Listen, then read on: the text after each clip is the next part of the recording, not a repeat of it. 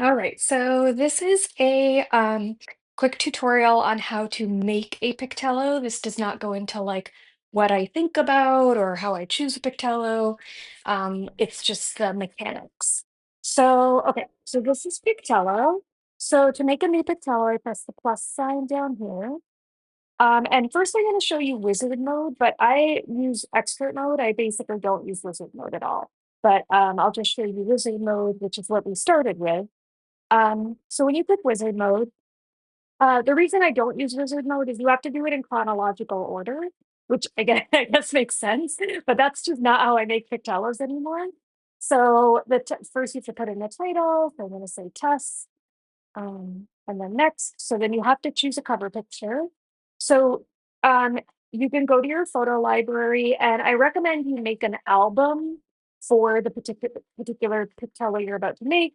And I'll show you why. If you open your photos, if you go to recents, it's just everything like in chronological order. And that every time you add a photo, the next time you add another photo, you have to scroll through again. So that can be just annoying. So I made an album called Ah for the purpose of this. So I'm gonna take a photo. You can crop it pretty well. So, you can even make there be black space if you want to. Oh no, you can't do that, but okay. And then you can change your picture.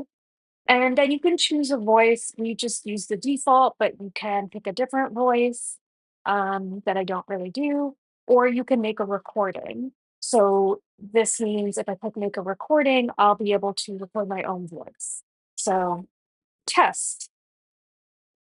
So now I can replay it, make sure that it's right. And now the first page would have my voice now. So then I go to the next one. So I can change the title. I can add a page now. So I'm going to click add page. Again, I'm going to go to my photo library. I'm going to pick another photo here. I'll use Canva sometimes to just make an image that's just text. I didn't do this at the beginning, but just seeing what my kid responds to and how now my kid is recognizing words, I'll sometimes do this instead of a photo. Um, or I'll even use the notes app if I'm just like in a hurry and just type something in the notes app and then take a screenshot of that. So you can do that. Then you can add in the label. This one I might just do the I same thing. can You could do a bottom try label. We don't another typically, but sometimes we have done way. bottom labels to try to break up a lot of text. Um, But there we go. And the label, if you're not recording your own voice, the label is what the computer voice is going to read. So if you're recording your own voice, you don't need to put text on a page at all if you don't want to. You always have to have a photo, though. And you might want to have text for literacy and pre-literacy reasons. So then here I can choose the sound for that page. So I could have no sound at all. I can again just have it be the voice with Tracy, that's the default, or I can record my own voice. So I'm just gonna have it be Tracy. And then you can add pages or you can edit pages. So then when I'm done, I'm going to click done with story, and then that's it. Here I've got test. There's three different modes for viewing things. My kid knows the modes that he likes, um, but you can play around with these. So autoplay just, plays every page. Manual, you have to click forward and then you have to tap it to say the page. And I don't remember slideshow. I think slideshow also goes forward, but you have to click it to have it say the thing.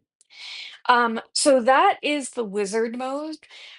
So I use expert mode because it really just because in expert mode, you don't have to think chronologically. And often I'm now writing all the pages of the Pictello and then dealing with the photos later. The photos is the hardest part for me. So I don't want to be forced to add a photo every single time I make a page because I haven't yet thought about the photo. So here I'm going to go test two. Again, I can now choose the voice for the overall story if I want to. So what's it going to default to? I can choose I've never done this before, but you can change how it transitions from page to page. And I have no idea what that is. I guess that's if you're sharing. So I now have the title here. So title sound says text, which means this is going to be, oh, that was the, sorry, that was Tracy was for this page. So the so this is just going to be Tracy reading the text. Tracy will say test two, or I can click record if I want to override it with my voice. Then I'm going to click record sound. And then I didn't have a picture yet, so that's why this is blank. And then I'll just click this microphone down here, test two, and then I hit the stop button. And now I can play it to hear it and make sure that it worked. Um, I can delete the audio and try again.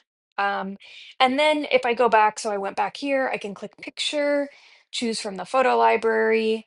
Again, I can go here, I can choose this picture.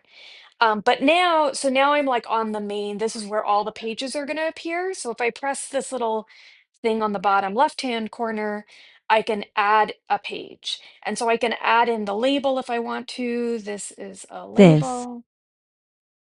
is And then here I can say, what sound do I a want? Again, it could be the text label. speaking, rec- record the audio, and then I can click to add a picture here. Oops. So here I can add a picture. Great. But if I don't have a picture yet, I don't have to add a picture yet. I could just, um, okay. I got interrupted. Okay, so yes, you do not need to add a photo. So I can add a new page here and then just say no photo No yet. You will need to photo add a photo later, but you don't have to yet. immediately. I can record my audio if I want to, or I can just stick with this audio and you can tell it, what you want it to speak. Oh, I didn't even know you could do this. I guess you could have it speak some other thing that's not a label. I don't know why you would want to do that, but you could do that. Um, so then done. So you'll see here there's no photo yet, which means I don't think I can actually finish this story until I add a photo. I think I'll get an error. So once I have a bunch of, and then I want to show you video. So you can add a new page. You can do this in Here's the wizard as well. a So here's a video I'm going to add. You can crop the video. There is a max length, as you can see. So now I've got a video here that's going to be added.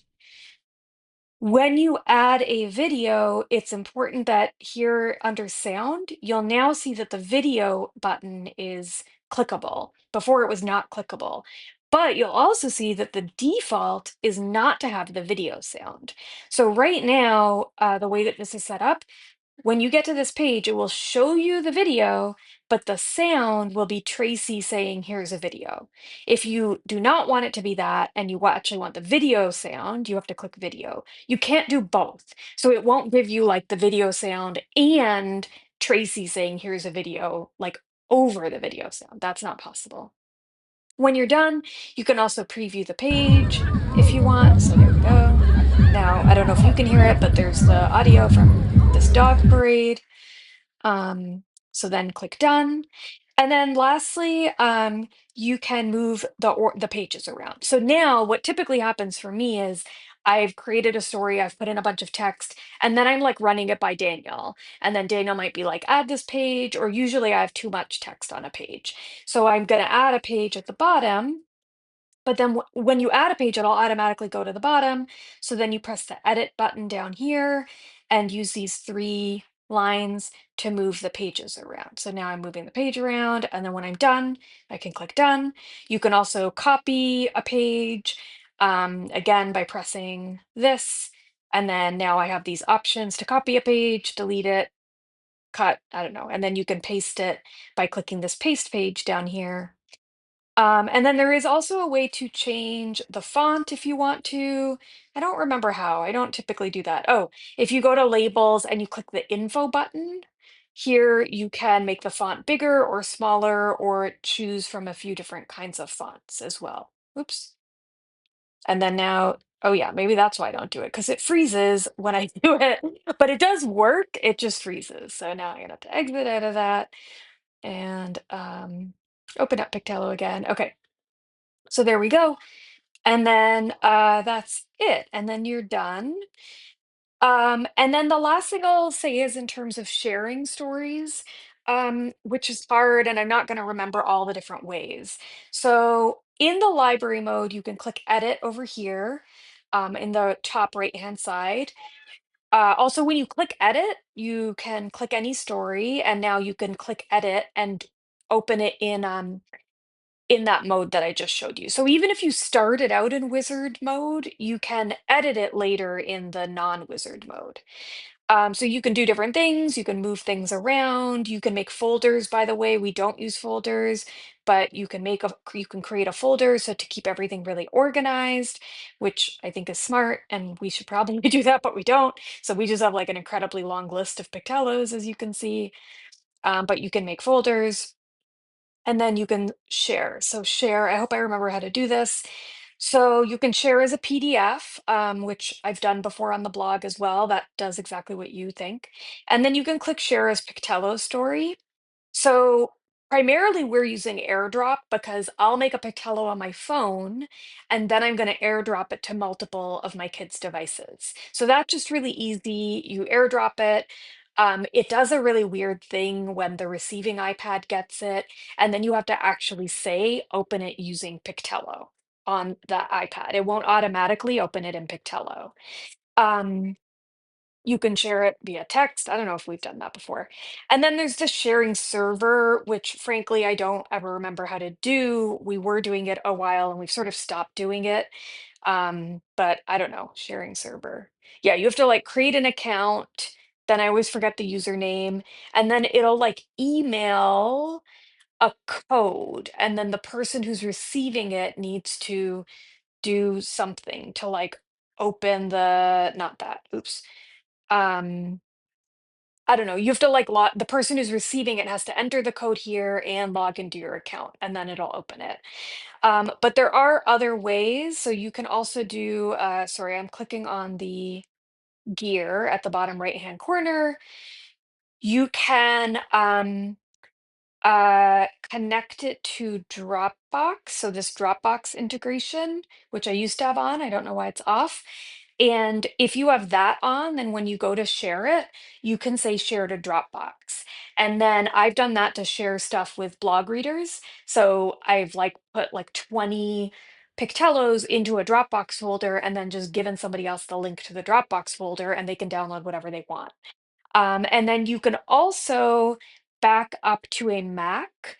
And I won't show you how to do that, but if someone wants to know, you can ask me how, which is now primarily what we're doing because we have like, I think 300 Pictellos. So for example, someone just stole my kid's talker, which has Pictello on it.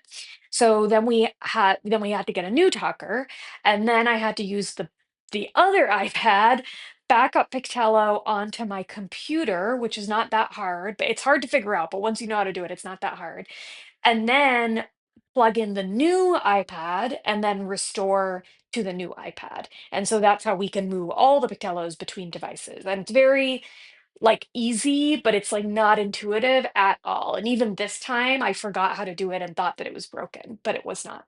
So for that, you like click back up now and then you have to plug it into your Mac and then take the file, save it on your computer, and then you can see there's restore from backup as well. Um, that's it.